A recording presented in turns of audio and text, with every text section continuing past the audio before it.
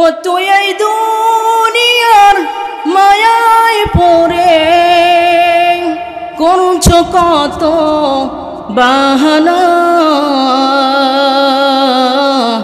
এই যে নয় তোর আসল বাড়ি, কবর যে তোর আসল ঠিকানা।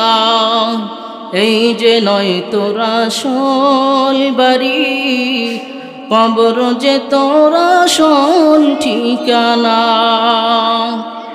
মুসলমান ইমানদার আল্লাহর গোলাম, আমাদের শেষ ঠিকানা হলো কবর। মানুষের শেষ ঠিকানা কবর, আসল ঠিকানা কবর। দুনিয়াটা হলো মুসাফিরখানা। মুসলমান ইমানদার আল্লাহর গোলাম, এই পৃথিবীতে নমরুদ, হামান, কারুন, ফেরাউন, সাদ্দাত এসেছিল, আবু জাহেল এসেছিল, আবু লাহাব, উতবা, শাইবা। এরা খারাপ মানুষ ছিল, এরা বেঈমান ছিল। এই পৃথিবীতে এরা থাকতে পারে নাই, চলে যেতে হয়েছে অন্ধকার কবরে। মুসলমান ইমানদার, অপরদিকে এই পৃথিবীতে ভালো মানুষগুলো এসেছিল।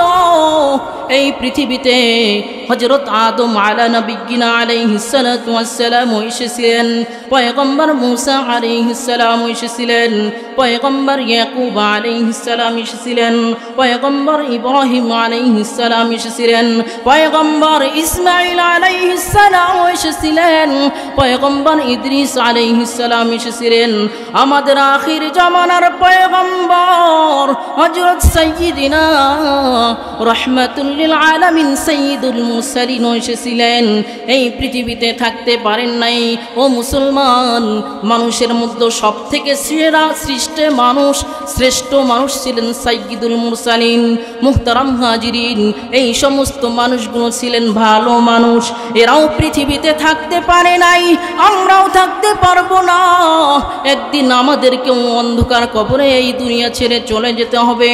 মুহতারাম হাজিরিন, এই দুনিয়াটা হলো মুসাফিরখানা, আর কবরটা হলো স্থায়ী ঠিকানা। মুসলমান ইমানদার, আল্লাহ তাআলা এই কথাটাই বুঝাইলেন। ও দুনিয়ার মানুষ, দুনিয়ায় থাকা অবস্থায় তোমরা যা কিছু করো না কেন, দুনিয়ার সম্পদ অর্জন করার পিছনে সময় ব্যয় করো না কেন, শেষ ঠিকানা তোমার কবর। আর ওই শেষ ঠিকানার মধ্যে তোমার মাল সম্পদ, যেই সমস্ত কিছু কামাই করতেছ, এই সমস্ত কিছু ওই অন্ধকার কবরে কিয়ামতের ময়দানে কোনো কাজে আসবে না। আল্লাহ তাআলা বললেন, ইয়াউমা লা ইয়ানফাউ মালু ওয়ালা বানুন। মুসলমান ইমানদার, আল্লাহ তাআলা বললেন, ও বান্দা, ও বান্দিরা, শুনে শোনো শোনো শোনো, কিয়ামতের ময়দানে কোনো কাজে আসবে না তোমার মাল সম্পদ এবং তোমার সন্তান আদি। পৃথিবীতে মানুষ দুইটা জিনিস দ্বারা শক্তি দেখায়। এক নম্বরে যদি কোনো মানুষের সম্পদ থাকে, দ্বিতীয় নম্বরে যদি কোনো মানুষের সন্তান থাকে। এই দুইটা জিনিস দ্বারা মানুষের সামনে শক্তি দেখায়। মুসলমান, আল্লাহ তাআলা এই কারণে এই দুইটা জিনিসের কথা বললেন। কিয়ামতের ময়দানে বান্দা, তুমি যখন জাহান্নামী হয়ে যাইবা, কিয়ামতের ময়দানে যখন তুমি জাহান্নামে চলে যাইবা, তোমার হিসাবের খাতা শূন্য হয়ে যাবে। তখন যদি এই পুরা পৃথিবী সমান, তাফসীরের মধ্যে এসেছে আল্লাহ তাআলা বলেছেন, এই পুরা পৃথিবী সমান যদি, ওই পুরা পৃথিবী যদি স্বর্ণ দ্বারা ভর্তি করে দাও, আর এই রকম 2 দুনিয়া, 3 দুনিয়া, 4 দুনিয়া, 5 দুনিয়া সমান সম্পদ যদি আমি আল্লাহ তাআলার কাছে তুমি পেশ করো, এই সম্পদ তোমার কোনো কাজে আসবে না। মুসলমান ইমানদার, তাহলে এই শেষ ঠিকানা কবর। দুনিয়াটা হইল মুসাফিরখানা। এই দুনিয়াতে রং তামাশা করলে চলবে না। এই দুনিয়াতে মানুষরা এমনভাবে চলাফেরা করে, মানুষের সামনে মানুষের কাজগুলো দেখলে মনে হয় কোনোদিন সে কবরে যাবে না। মুসলমান, মানুষ মনে করেছে মানুষের কাজগুলো দেখে মনে হয় পৃথিবীতে সারা জীবন থেকে যাবে, কিন্তু না না, ওই শেষ ঠিকানা অন্ধকার কবর। মানুষের কোনো গ্যারান্টি নাই। মুসলমান, ভালো মানুষটাকেও কবরে যেতে হবে, খারাপ মানুষটাকেও কবরে যেতে হবে, রাজাকেও কবরে যেতে হবে, বাদশাকেও কবরে যেতে হবে, গরিব মানুষকেও কবরে যেতে হবে, সুন্দরওয়ালা মানুষটাও কবরকে যেতে হবে, অসুন্দরওয়ালা মানুষটাও কবরে যেতে হবে। দুনিয়াতে কেউ থাকতে পারবে না। মুসলমান ইমানদার, বাদশাহ হারুন আর রশিদের জমানায় একজন বাহলুল নামের পরিচিত একজন পাগল ছিল। মুহতারাম হাজিরিন, এই বাহলুল পাগল সব সময় কবরস্থানের মধ্যে থাকতেন, সব সময় কবরস্থানের পাশে বসে মুরাকাবা করতেন। মুসলমান ইমানদার, হঠাৎ করে একদিন বাদশাহ হারুন আর রশিদ রাস্তা দিয়ে যাইতেছেন, বাহলুল পাগলের সাথে দেখা হয়ে গেল। বাহলুল পাগলকে ডাক দিয়ে বাদশাহ বলতেছেন, এ পাগল, তোর কি কোনোদিন হুঁশ আসবে না? তুই কি কোনোদিন বুঝবি না? পাগল বাদশাহ হারুন আর রশিদকে ডাক দিয়ে বলতেছেন, ও হারুন, তুই কি কোনোদিন বুঝবি না? তোর কি কোনোদিন মাথায় জ্ঞান আসবে না? তুই তো একটা বড় পাগল। বাদশাহ হারুন আর রশিদ এই কথা শোনার পরে মেজাজটা গরম হয়ে গেছে।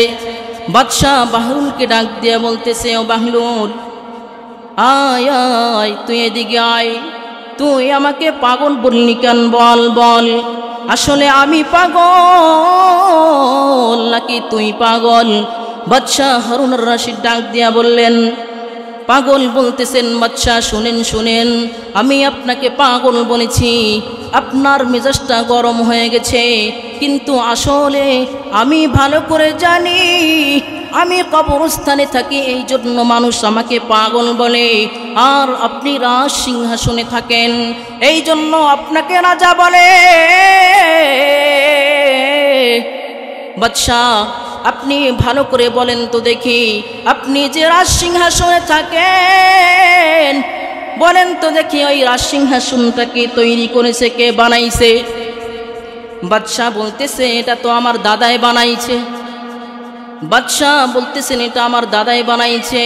পাগল বলতেছেন, যদি আপনার দাদাই বানাই থাকে, বলেন তো দেখি আপনার দাদা কোথায় আছে? বলে, দুনিয়া ছেড়ে অন্ধকার কবরে চলে গেছে। বাদশাহ বলতেছেন, সে তো আর দুনিয়াতে বেঁচে নাই। বাহলুল পাগলে ডাক দিয়ে বলতেছেন, বাদশাহ ভালো করে বলেন তো দেখি, এরপরে রাজ সিংহাসনের মালিক হয়েছে কে? বলে, আমার বাবাই মালিক হয়েছে। বাদশাহ বলেন তো দেখি আপনার বাবা এখন কোথায়? বলে, আমার বাবা নাই, আমার বাবা বিদায় নিয়ে অন্ধকার কবরে চলে গেছে। মুসলমান ইমানদার, বাদশাহ হারুন আর রশিদকে ডাক দিয়ে বলতেছেন, আপনার বাবাই চলে গেছে, বলেন তো দেখি এবার কে মালিক হয়েছে? বলে, এবার আমি মালিক হয়েছি। কতদিন আপনি মালিক থাকবেন? বলে, যতক্ষণ হায়াত আছে ততক্ষণ আমি মালিক থাকব। বাদশাহ, আপনি কি সারা জীবন থাকবেন? বলে, না না, আমি সারা জীবন থাকবো না। বলে, এরপরে আপনি যদি চান তাহলে কে মালিক হবে? বলে, আমার ছেলে মালিক হবে। আপনার ছেলে মনে হয় সারা জীবন থাকবে। বাদশাহ বলতেছে, না না, সারা জীবন আমার সন্তান থাকবে না। বাহলুল পাগলে ডাক দিয়ে বলতেছে, তাহলে আপনার সন্তানের পর কে মালিক হবে? বলে, আমার সন্তানের পর আমার নাতি মালিক হবে। বাহলুল পাগলে ডাক দিয়ে বলতেছে, বাদশাহ, তাহলে আমি বুঝে গিয়েছি আপনার এই রাজ সিংহাসন চিরদিনের না, আপনার রাজ সিংহাসন হইল মুসাফিরখানা। মুসলমান ইমানদার, এই রাজ সিংহাসন হলো মুসাফিরখানা। বাদশাহ, আপনি যে আমাকে পাগল বলেছেন, আসলে বলুন তো দেখি, আমি সারা জীবন কবরস্থানে থাকি, সবসময় কবরস্থানে থাকি।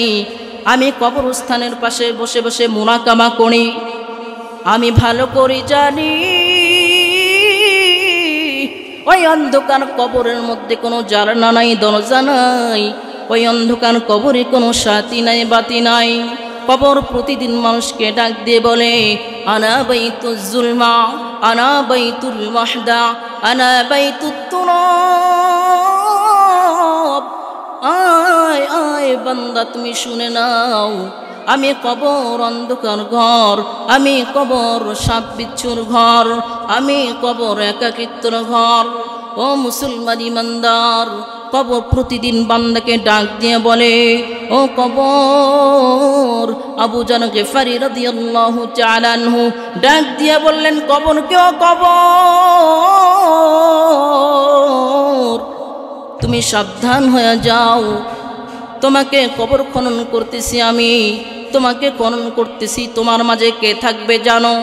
তোমার মাঝে রাহমাতুল লিল আলামিনের মেয়ে হযরত ফাতিমা রাদিয়াল্লাহু তাআলা আনহা থাকবে, সাবধান হয়ে যাও। আল্লাহ পাক রব্বুল আলামিনের পক্ষ থেকে কবরের জবান খুলে দেওয়া হলো। কবর ডাক দিয়ে বলতেছে, আবু জার গিফারি, আমি কবর, আমার কাছে কোনো পরিচয় চলবে না।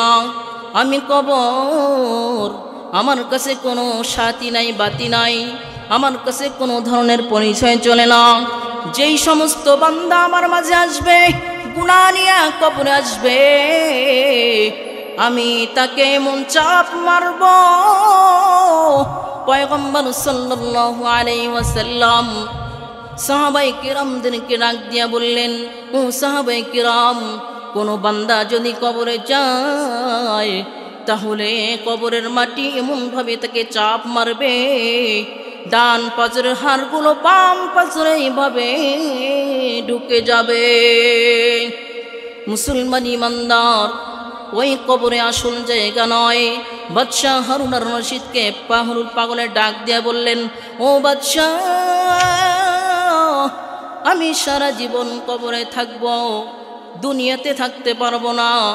আপনি যে রাজ সিংহাসনে থাকেন, এই রাজ সিংহাসনটা হলো মুসাফিরখানা। এই রাজ সিংহাসন মুসাফিরখানা, আর দুনিয়া হইল মুসাফিরখানা, কবর হইল চিরস্থায়ী ঠিকানা। এই কারণে আমি কবরস্থানে বারবার ঘুরঘুর করি আর একটু পরিচয় হওয়ার চেষ্টা করি। বাদশাহ, এবার বলুন তো দেখি, আপনি পাগল না আমি পাগল? মুহতারাম হাজিরিন, এইবার বাদশাহ টপ টপ করে, বাদশার চোখ দিয়ে পানি পড়া শুরু হয়েছে।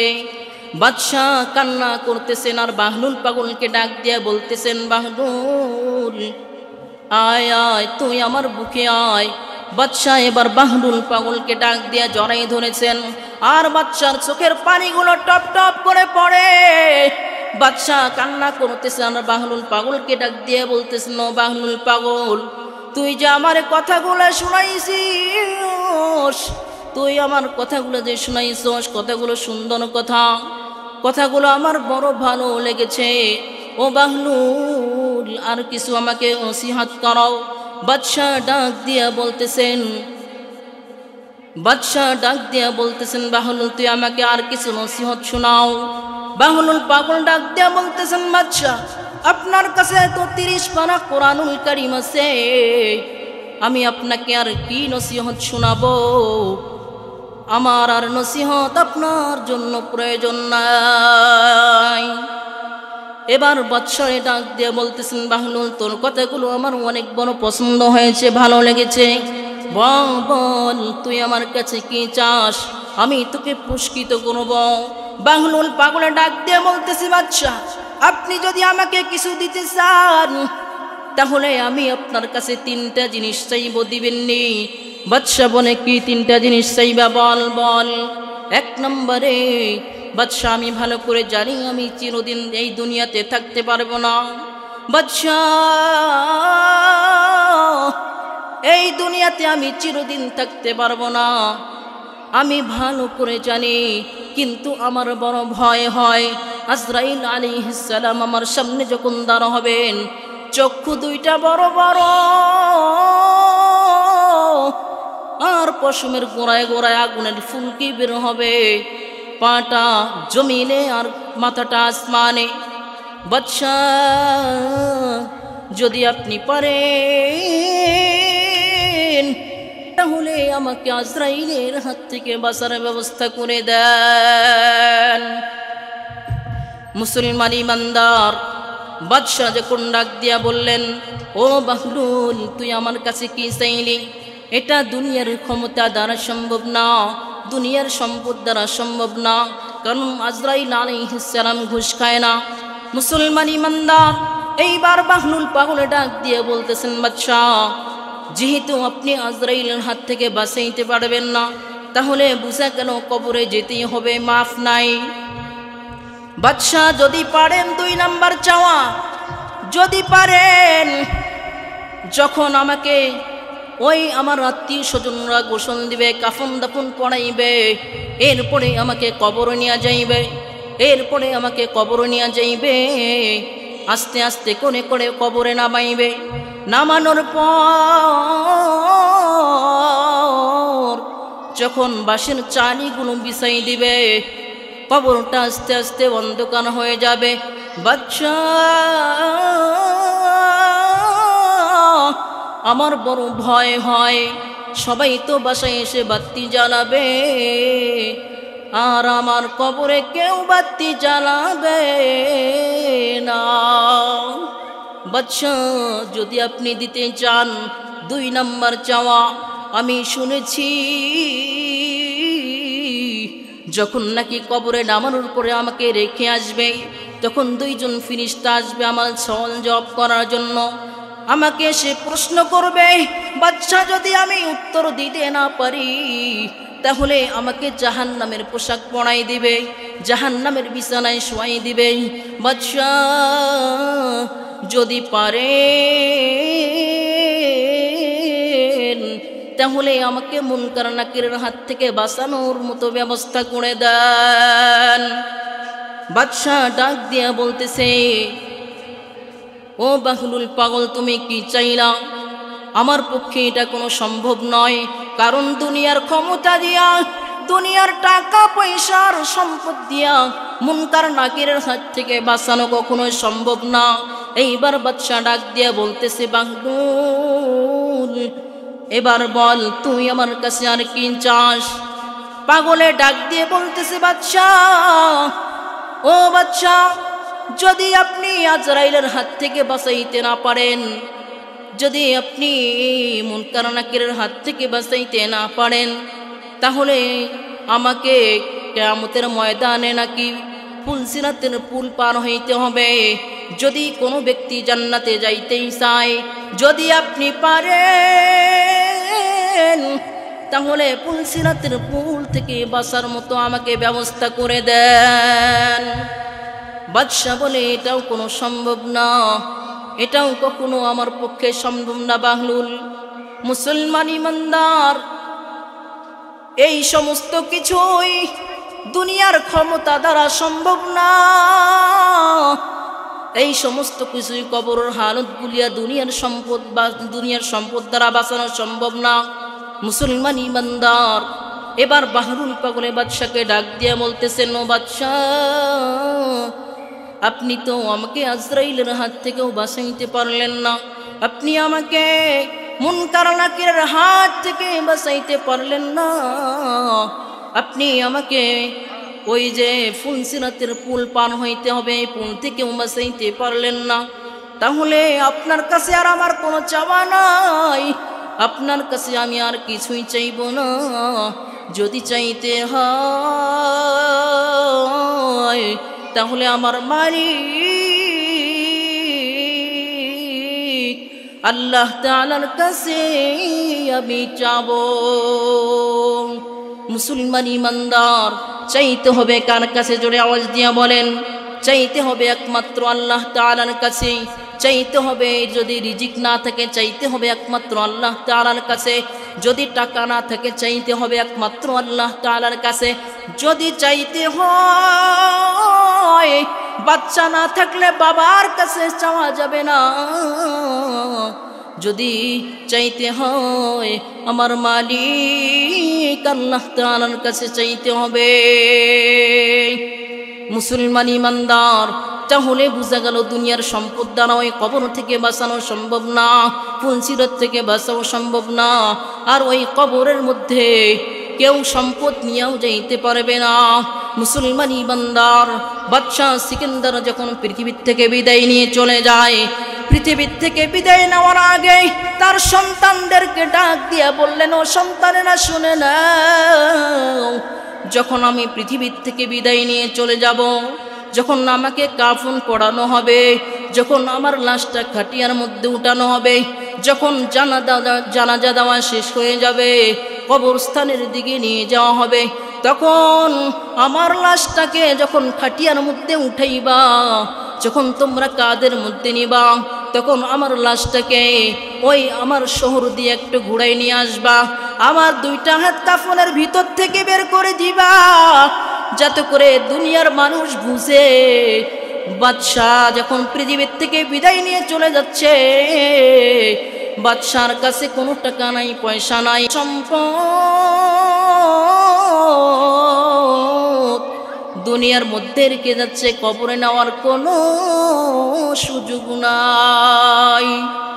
মুসলমান মুহতারাম হাজিরিন, ভালো করে শুনিয়ে নেন রে ভাই, এই দুনিয়াটা চিরকাল থাকার জায়গা নয়, এই দুনিয়াটা হলো ক্ষণস্থায়ী জায়গা, আর কবরটা হলো চিরস্থায়ী জায়গা। মুসলমান ইমানদার, আমি আপনাদের খিদমতে একটি আয়াতে কারিমা তেলাওয়াত করেছিলাম। আল্লাহ তাআলা বলেন, ইয়াউমা লা ইয়ানফাউ মালু ওয়ালা বানুন। আল্লাহ তাআলা বলতেছেন, কিয়ামতের ময়দানে সন্তান কোনো কাজে আসবে না, সম্পদও কোনো কাজে আসবে না। সম্পদ যদি তুমি এই পুরা পৃথিবী সমান, এই পুরা পৃথিবী সম্পদ দিয়ে, স্বর্ণ দিয়ে, অলংকার দিয়ে, মণি মুক্তা দিয়ে ভরাট করে দাও, আর এই সম্পদটা কিয়ামতের ময়দানে আল্লাহ তাআলার সামনে পেশ করো, আল্লাহ এই সম্পদটা আমি আপনার সামনে পেশ করলাম, এই ওসিলায় আমাকে ক্ষমা করে দাও। আল্লাহ তাআলা বলবেন, বান্দা আমি আগেই বলে দিয়েছিলাম, কিয়ামতের ময়দানে সম্পদ তোমার কোনো কাজে আসবে না। মুসলমান ইমানদার, আল্লাহ তাআলা বললেন সন্তানও কোনো কাজে আসবে না। তাফসীরের কিতাবের মধ্যে এসেছে, হযরত ইব্রাহিম আলাইহিস সালাম যখন কিয়ামতের ময়দানে ইব্রাহিম আলাইহিস সালাম দাঁড়াইবেন আল্লাহ তাআলার সামনে, হঠাৎ করে ইব্রাহিম আলাইহিস সালামের সাথে ইব্রাহিম আলাইহিস সালামের পিতা আজরের দেখা হয়ে যাবে। আজরের মুখটা ধুলা বালু দিয়ে ঢাকা, আর মুখটা কেমন জানি কালিমাময় হয়ে যাবে। আজর যখন দেখতে পাইবেন, হায় হায়, কিয়ামতের অবস্থা তো ভয়াবহ অবস্থা, কিভাবে বাঁচা যায়? হযরত ইব্রাহিম আলাইহিস সালাম আল্লাহ তাআলাকে ডাক দিবেন, আল্লাহ আপনি তো বলেছেন কিয়ামতের ময়দানে আপনি আমাকে লজ্জিত করবেন না, আজকে আমার পিতা জাহান্নামী, আয় আল্লাহ আপনার রহমত থেকে অনেক দূরে, যদি আমার পিতাকে ওই জাহান্নামের আগুন থেকে না বাঁচান, আপনার রহমত থেকে দূরে সরে আছে, আয় আল্লাহ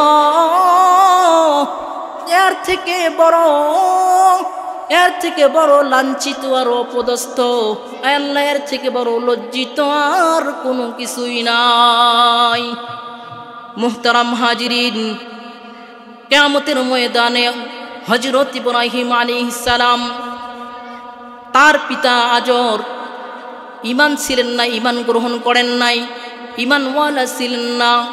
হযরত ইব্রাহিম আলাইহিস সালাম পিতার জন্য আল্লাহ তাআলার কাছে সুপারিশ করবেন সন্তান হিসাবে। মুহতারাম হাজিরিন, আজরের পিতা, আজরের সন্তান হযরত ইব্রাহিম আলাইহিস সালাম আল্লাহ তাআলার বন্ধু, আল্লাহ তাআলার বন্ধু ইব্রাহিম আলাইহিস সালাম পিতার জন্য সুপারিশ করবেন। আল্লাহ তাআলাকে বলবেন, আল্লাহ আমার পিতাকে আজকে আপনি জাহান্নামে দিয়েন না। পিতা ডাক দিয়ে বলবে, বেটা ইব্রাহিম, আমি তো তোমার কথা শুনি নাই, আজকে আমি তোমাকে কথা দিলাম, তোমার অমান্য আজ থেকে আমি করব না, আমি তোমাকে গ্রহণ করে নিলাম, তোমার রবকে গ্রহণ করে নিলাম।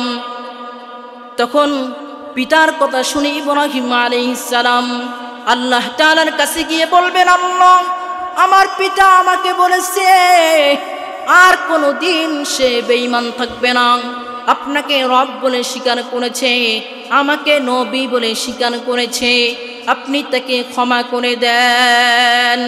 আল্লাহ তাআলা বলবেন, ইব্রাহিম তুমি ভুলে যাইও না, আমি তো আগেই বলে দিয়েছি আমি কোনো বেঈমান কাফেরকে জান্নাতে প্রবেশ করাবো না। আমি কাফেরদের জন্য জান্নাত হারাম করে দিয়েছি। সে হাজার চেষ্টা করলেও কিয়ামতের ময়দানে জান্নাতে যেতে পারবে না। মুহতারাম হাজিরিন, তাহলে একজন নবী হয়েও পিতার জন্য সুপারিশ করে কিয়ামতের ময়দানে কোনো পার পাবে না, আল্লাহ তাআলা তার কথা মঞ্জুর করবেন না। মুহতারাম হাজিরিন, এই কারণে যারা সন্তানের বরত্ব দেখাও, এই কারণে যারা দুনিয়াতে সম্পদের বরত্ব দেখাও, বড় বড় গাড়ি বাড়ি বিল্ডিং বাড়ির বরত্ব দেখাও, এই গাড়ি বাড়ি দুনিয়াতে পড়ে থাকবে, এই গাড়ি বাড়ি দুনিয়াতে মানুষ ভোগ করবে, বিল্ডিং বাড়ি পড়ে থাকবে, ভোগ করবে। তুমি যখন মরে যাবে তোমার লাশটা ওই সুন্দর বিছানা থেকে টেনে টেনে নামাবে, গোসলের দিকে নিয়ে যাবে। মুহতারাম হাজিরিন, কিয়ামতের ময়দানে তো দূরের কথা, দুনিয়া থেকে কবর পর্যন্ত নিয়ে যেতে পারবে না, তাহলে কিয়ামতের ময়দানে কিভাবে কাজে আসবে?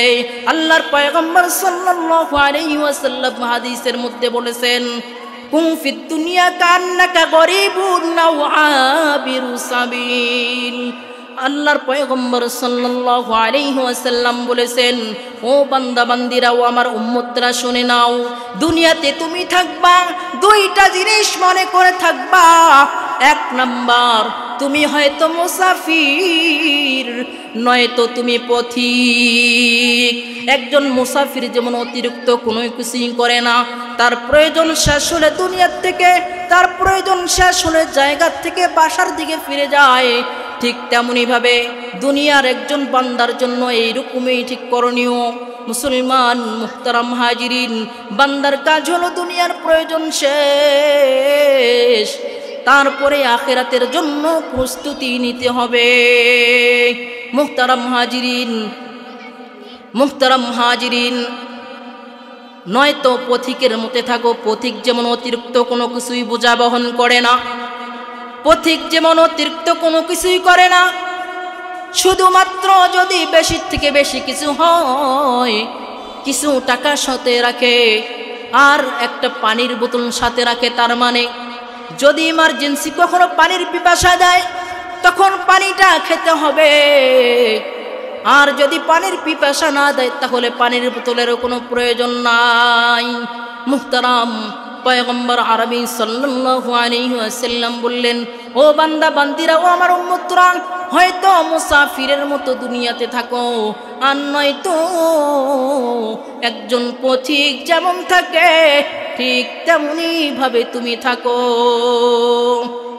আল্লাহ পাক রব্বুল আলামিন আমাদের সব ভাইকে আখিরাত বুঝে দুনিয়া চলার তৌফিক দান করুন এবং কবরের প্রস্তুতি নিয়েই এই পৃথিবীর থেকে যাওয়ার তৌফিক দান করুন। সকলে পড়ুন আল্লাহুম্মা আমিন। আখির দাওয়ানা আলহামদুলিল্লাহি রাব্বিল আলামিন। আসসালামু আলাইকুম ওয়া রাহমাতুল্লাহি ওয়া বারাকাতুহু।